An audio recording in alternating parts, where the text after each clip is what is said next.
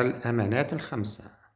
علموها أهلكم جميعا صغارا وكبارا كيف تعيش بأمان وتموت بسلام.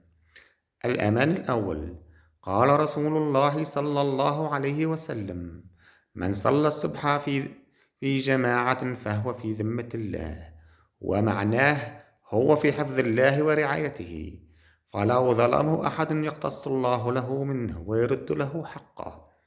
الأمان الثاني، قال رسول الله صلى الله عليه وسلم: من قرأ آية الكرسي دبر كل صلاة مكتوبة لم يمنعه من دخول الجنة إلا أن يموت.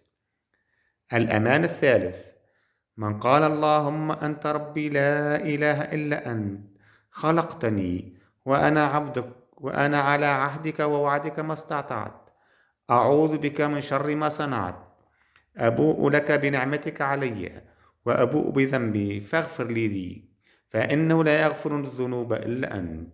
قال صلى الله عليه وسلم: من قالها من النهار موقنا بها فمات من يومه قبل أن يمسي فهو من أهل الجنة، ومن قالها من الليل وهو موقنا بها قبل أن يصبح فهو من أهل الجنة.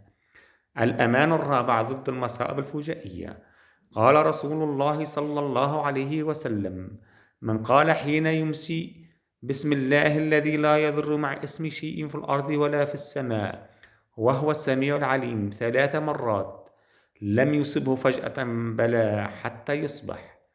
ومن قال حين يصبح 3 مرات، لم يصبه فجأة بلى حتى يمسي.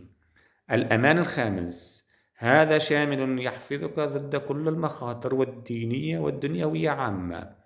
اللهم يا من لا تضيع ودائعه، استودعتك نفسي وديني وبيتي وأهلي ومالي وخواتيم أعمالي، فاحفظنا بها، بما تحفظ به عبادك الصالحين.